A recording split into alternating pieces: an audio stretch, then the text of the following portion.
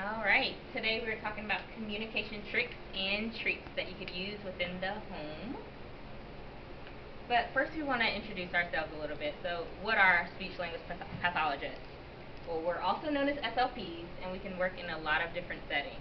So we work in hospitals, NICUs, schools, nursing home facilities, home health, and outpatient rehabs, and of course schools, all different schools, whether it's general education or center schools like this one. So we work to prevent, assess, diagnose, and treat speech, language, social communication, cognitive communication, and swallowing disorders in children and adults. So we work in various settings, which I previously named, and the main thing that we do at Oak Hill is we'll either treat language or speech, or maybe a conjunction of both. So we like to kind of explain the difference between language disorders and speech disorders. Language is our primary focus. Every child here at Oak Hill receives language services. First, we want to develop as much language as we can. And then if that child does have some significant errors in their speech, in their articulation, then that's when we'll evaluate them for speech, and they'll also receive speech services if they qualify. So that's the major difference between the two. I'm Alisha Dowdy, speech therapist here. I typically work with the older children as well as the BPK kids. I'm Stewart. I have the kiddos that are in kindergarten and about first grade right now, and I have one of the pre-K classrooms. And I'm Meg Hobson, and I work with first, second, and third.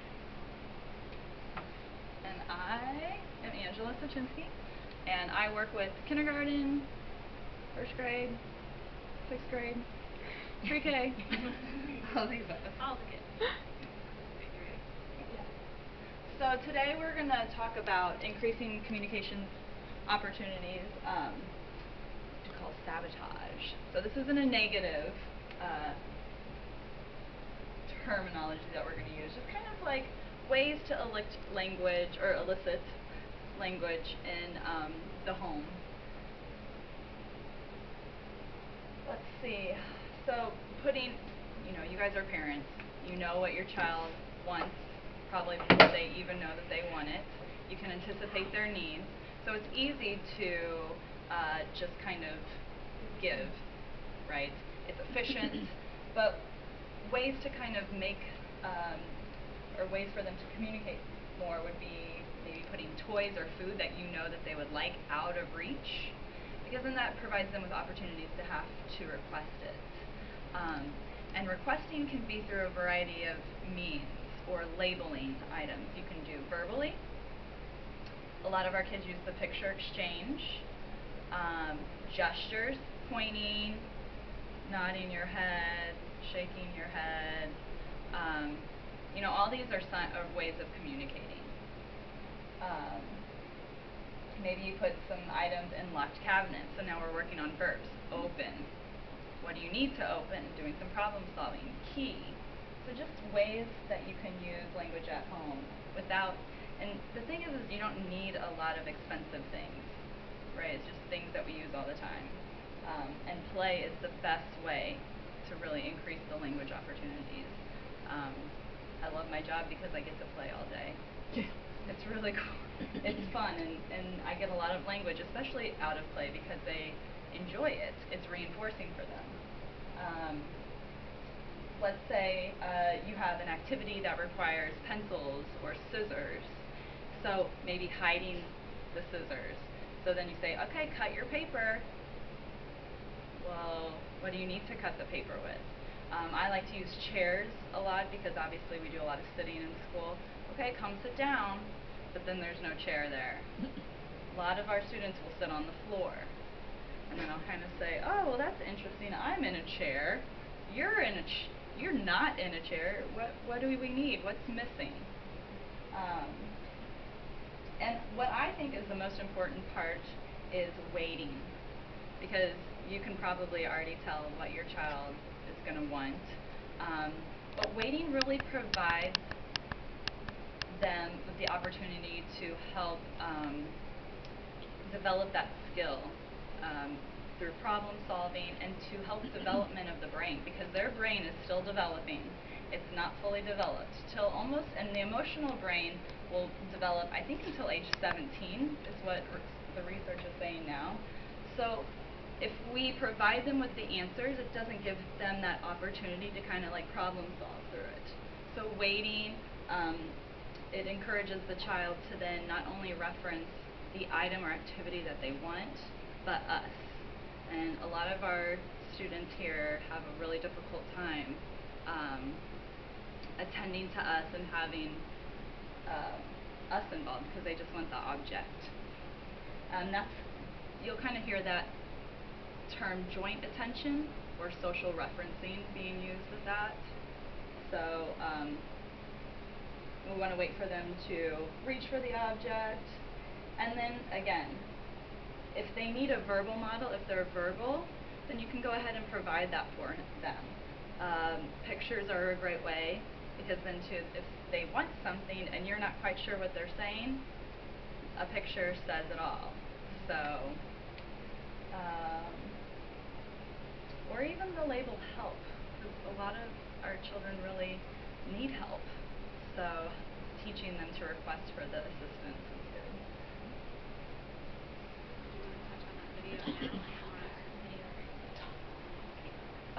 Okay, yeah, we can do that. Or do you want to do it later? We can do that in a little bit, Okay. actually. Okay. Yeah.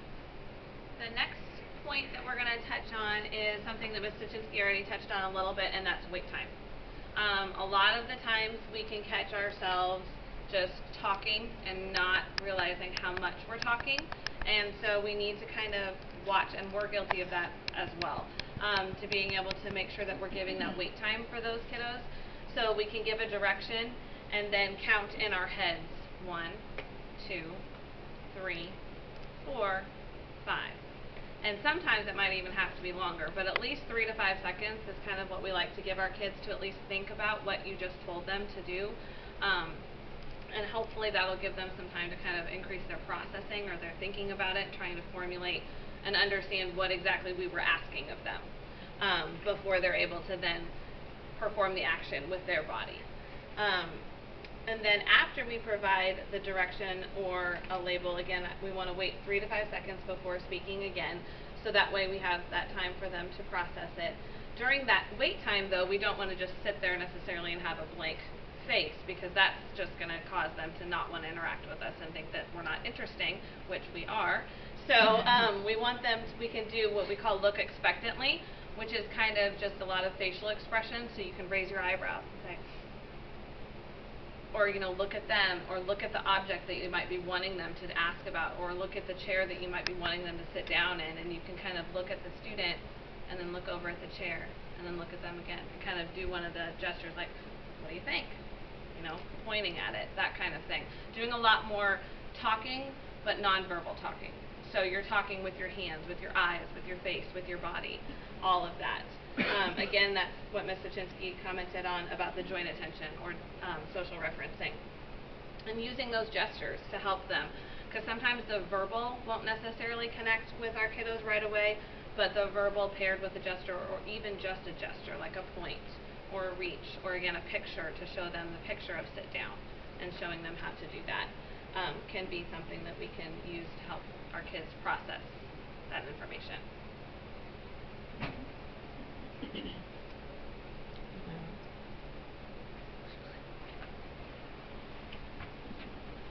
Here comes Megan. Okay, labeling. It's not just labeling nouns. So that's one thing I wrote down here like 5 times. So don't limit labeling to just nouns. Use a variety of words when you're providing verbal labels. You can label verbs like sit down, push car, roll ball, prepositions like put in, put on, take out, go under, and adjectives like red ball, big ball, blue ball, just to kind of expand the language. And that is really it for that. Oh, one other thing. Using the core words, like my. Reference yourself, my. Reference the child, have them touch their self. Yours, my. Okay?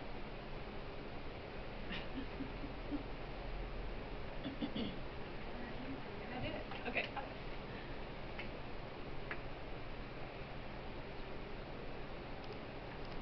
What are you doing? Well, I can talk about this. This is easy. So this has just been kind of narrating what you're doing. But less is more for our kids, really. Less is more. So what are you doing? Car up. Car down. Maybe you're at dinner time.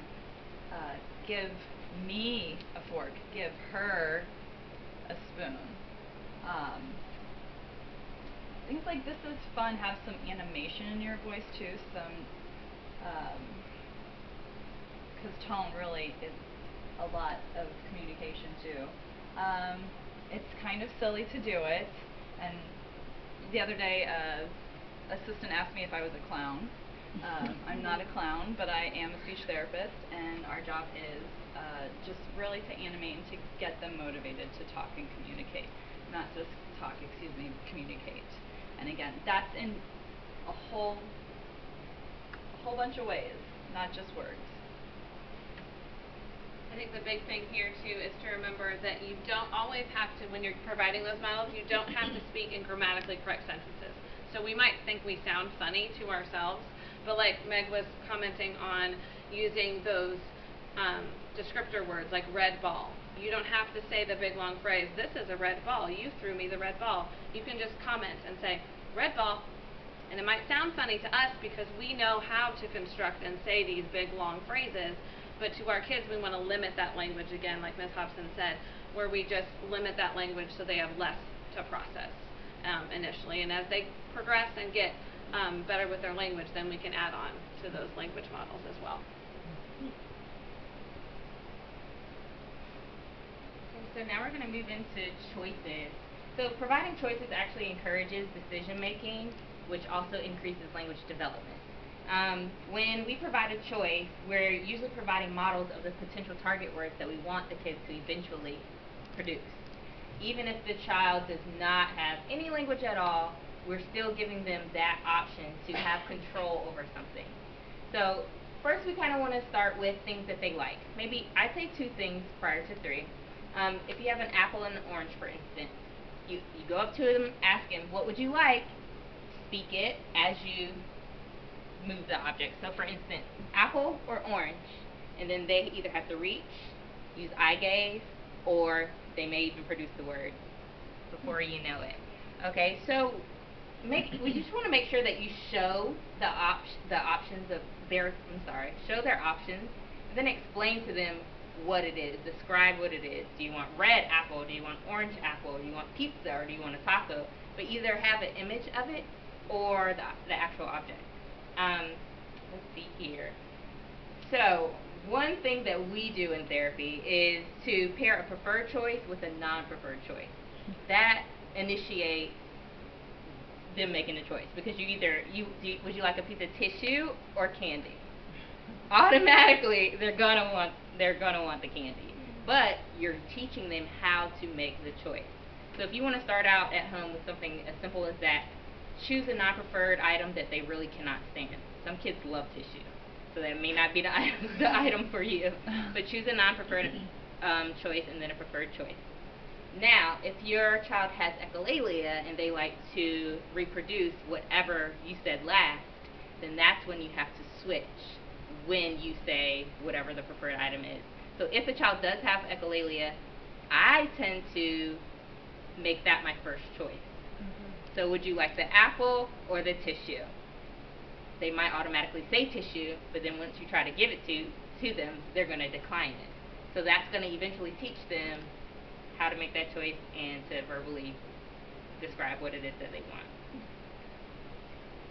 Let's see. So in the back of your mind, we like you to sit here and think about how you can give choices during your daily routine. And if you need help at home thinking about how you can sabotage an environment and offer choices to your child, then we'd love to help you with that as well. And I'm just going to add, try to avoid asking yes or no questions, and unless you want a no response and you're willing to accept that no response. The first time I learned about this, it was my first year as an SLP, and I was working actually with a a student in the general education, and I said, do you want to do this activity? And they said no. And another professional started laughing at me and said, well, you gave them a choice. So now I say, do you want to do this activity sitting here, or do you want to do the activity sitting on the floor? Because either way, we're going to do the activity, but now you have a choice.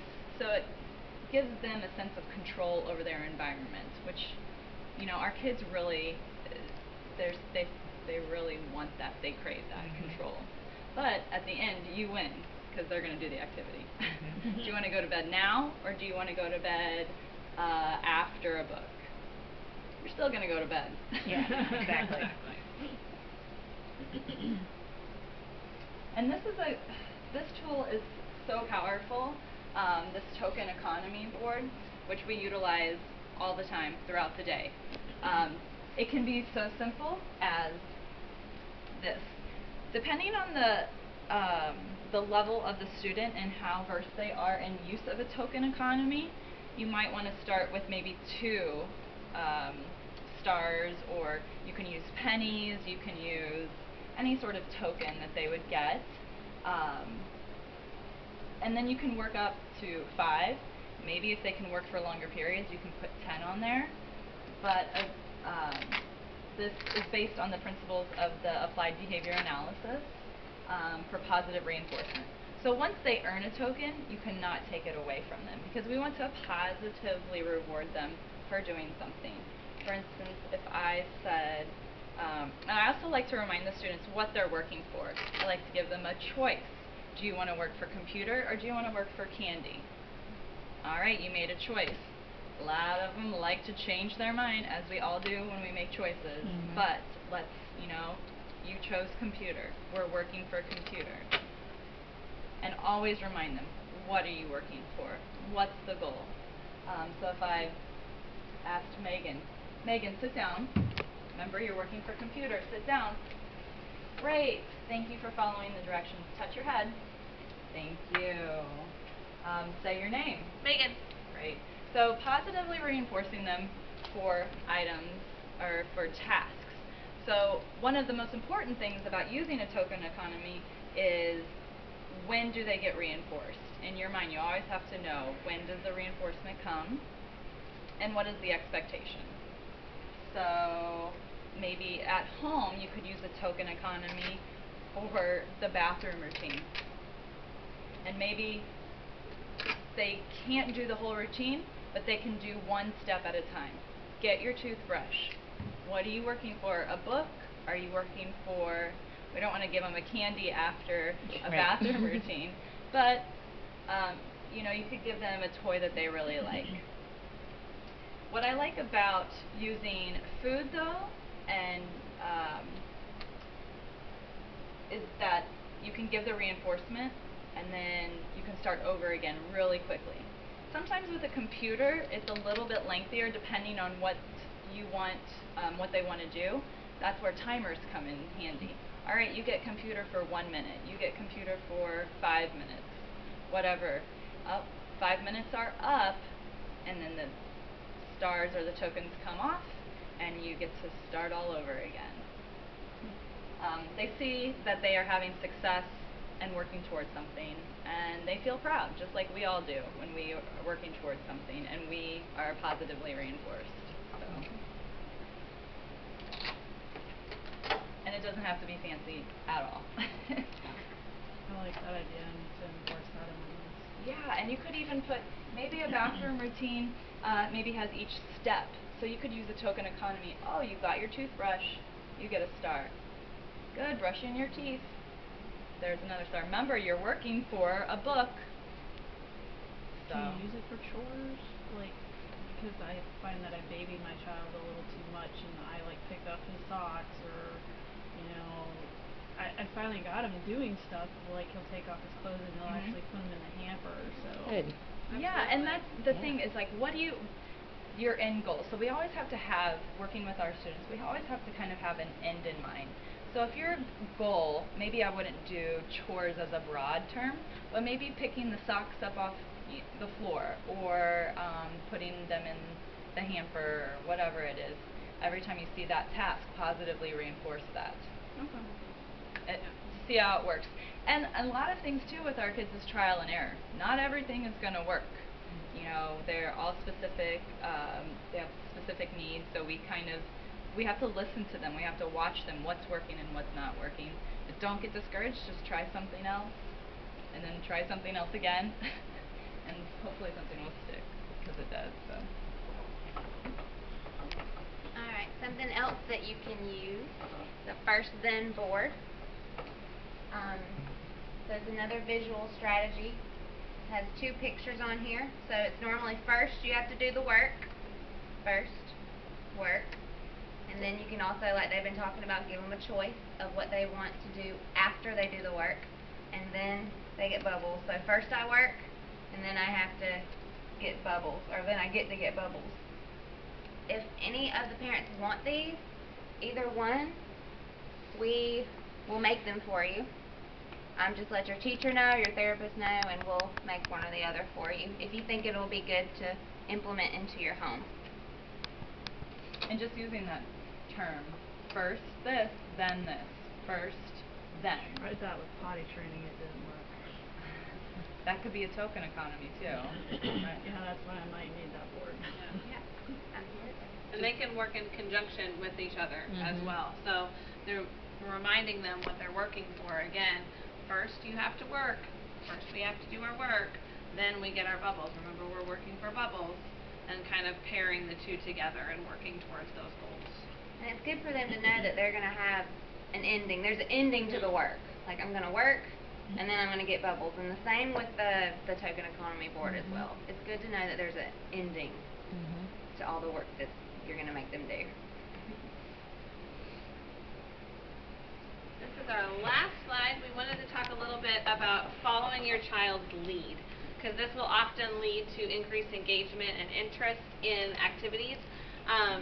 Even though they may not seem interesting and engaging to us, they are interesting and engaging to your child, and so you kind of want to just throw yourself into that and immerse yourself into what they're doing. So this could possibly include changing activities frequently. You might have, or we might have in our plans that we want to do this whole book reading activity, but the kids are just not as engaged as we would hope they would be, and so we have to change on the fly and change our activities and be okay from playing with cars for a minute or 2 to then playing with blocks for a minute or 2 to then reading a book, but we're following their lead as much as possible. That also lends itself to playing with items in a different way than would be expected. So a lot of our kids don't have that imaginary play quite yet, or they're working towards it. So they may not be driving a car back and forth yet. They might be spinning the wheels or laying down to look at the car. Well, then we lay down and we look at the car with them like that and model language for them and comment on, oh, I see the wheels going back and forth. Look, my car can go fast. And then that kind of, hopefully, if you're down on their level, engaged in what they're enjoying, you can have an opportunity to get more of that social referencing, that joint attention, so you can model more language for them. Playing with toys or items that are not typical. So some of our kids play with things that we don't see as toys, but they really love them, and they are toys to them. So things that pop into my head that I have seen, strings, springs from like binders, even something as simple as a little piece of paper that they might want to play with or blow and watch it fall down to the ground. Well, then I grab another piece of paper and I blow it and I watch it fall to the ground, and I play with them and we talk about it and kind of build that engagement. So I'm entering their world instead of forcing them to enter into mine.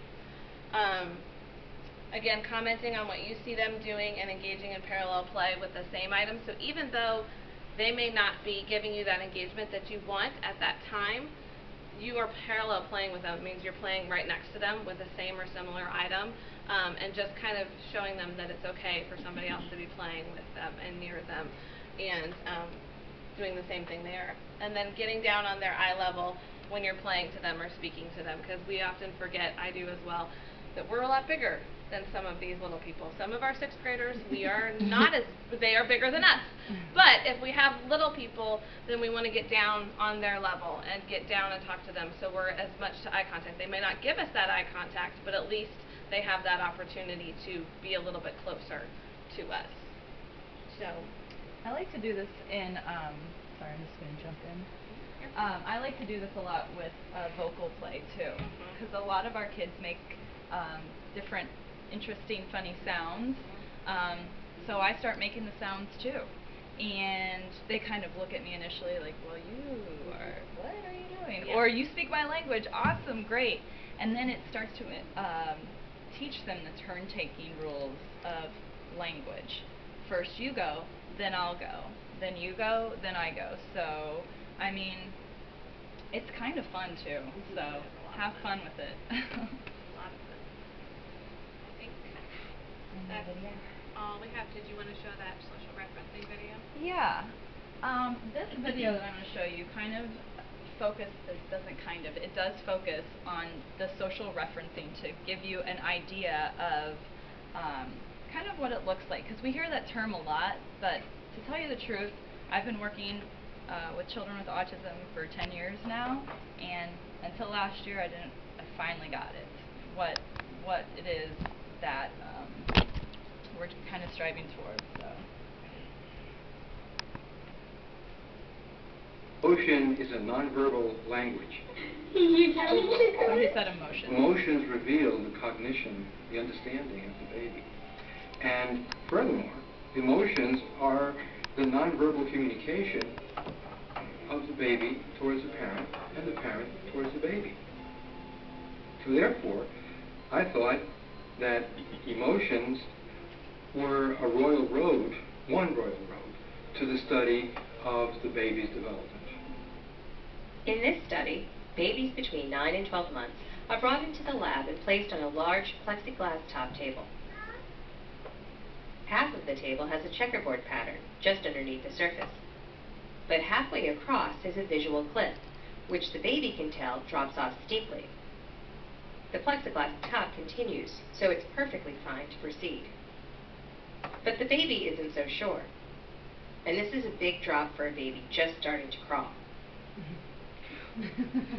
She wants to get across to get the toy, but she's cautious and looks to the opposite end of the table where her mother is. The parent is instructed to smile or make a fear face. If the mother is posing a fear face, the baby typically does not cross this stair-step downward, this modified visual cliff or visual step. On the other hand, if the mother poses a smile or somehow poses a nonverbal communication that is not prohibitive but encouraging, the child is much more likely to cross over to her.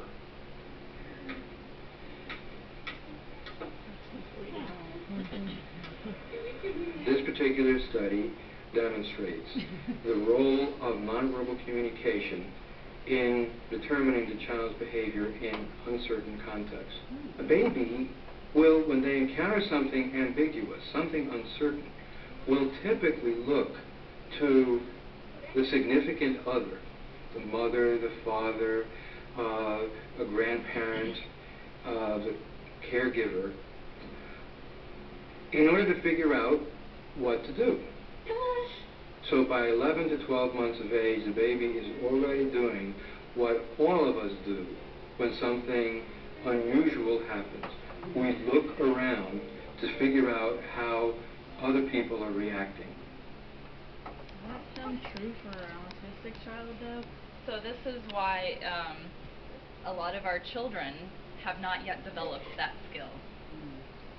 So we have to teach it to them. So even a gesture, we might do it, but they might not always reference us. So they're not understanding the rules of their environment, the rules of language, of nonverbal communication. So communication doesn't always have to be full of words that some don't have a lot of meaning for our kids. So in therapy before, I've done nonverbal communication, and parents are kind of like, what, you don't use words? And I'm like, but we're communicating all the time. Like crossing your hands sometimes. I do it because I have long arms, and it's just hard to hold these things. But if you walk into a room and you see somebody that's like this, we can assume that they are upset. Now, our children with autism are not going to look to identify those rules. from them. So they might just approach them all happily. Or maybe they go towards danger and we are going like this. They don't reference us. So getting our children to reference us and not just the objects that we have for them is a really important skill, again, in that development area that sometimes they lack. So if I have bubbles or something, I will wait, because they will look at the bubbles and then maybe I'll move the bubbles and they're looking at the bubbles over here, just anticipating, I'm going to get the bubbles, but I will not provide them with that until they give me a very quick, like, when are you going to blow those bubbles for me, lady? Hurry.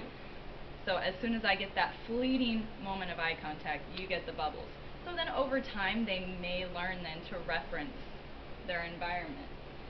Ladies have heard this example a lot, but I got it when I was on a plane. I'm very fearful of flying sometimes, even though my family, they're all pilots.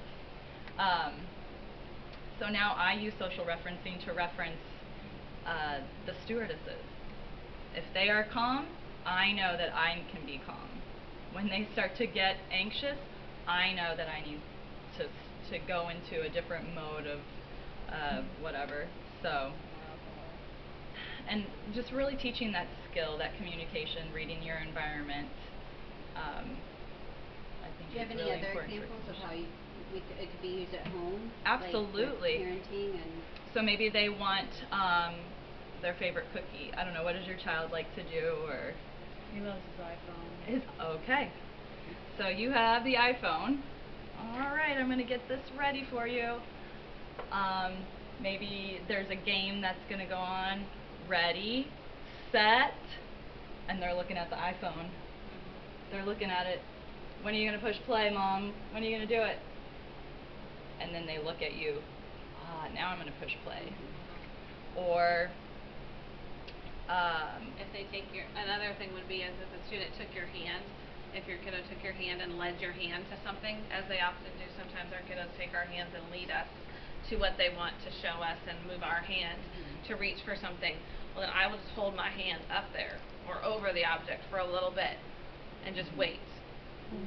And then either they're going to nudge my hand again and I'm going to continue waiting, but until they give me that, if I know that they're able, then I will wait for that look, just even a brief glance or even a side out of the side of their periphery, just anything to say, okay, now I will get that item for you and help you with that. Yeah, the waiting period is really tough, but that's the most important part because it gives them time to make those neural connections in their brain, these new things that they've never really had to do before, or maybe don't have the skill yet, but we can teach that. We were talking about a tool, and then so even if they're really verbal too, so you could walk around all day and say, I want iPhone, I want iPhone, I want iPhone, I want iPhone, I want my iPhone. No, who's there to get that message? So that's why we use the picture exchange, or I want the iPhone, I want the iPhone, and now I'm referencing a partner that can help me with that, and then I would immediately. So even if they have the language, sometimes it doesn't have a lot of meaning to it. So just help them with that. And if you have any specific questions or examples, we're more than happy to talk about any of that sabotaging at home. What about the communication thing? Like, what if they are pretty well with the whole PEC system and he's like bored with it, he doesn't even want to bother with it? If he's graduated from PECs, can you start teaching him? Because like what I try to do is, if he wants something, I'll hold it in front of him and wait, do the waiting game, and see if he'll actually say the word. If he gives you the picture though, that's the communication. Okay, so because I'm anxious to try to get him to be more verbal, I so know. I shouldn't do that then. It just puts another stressor. And he is communicating by exchanging the picture, so that's great. So a lot of that's huge actually, and the fact that he is motivated to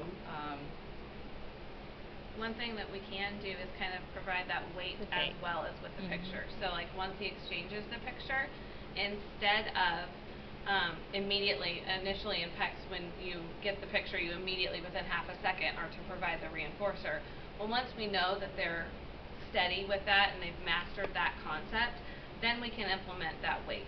So especially when the students are on the sentence strip level, where they're able to say, I want, and then the item, we are taught in the picture exchange classes that when we take them to implement that wait period.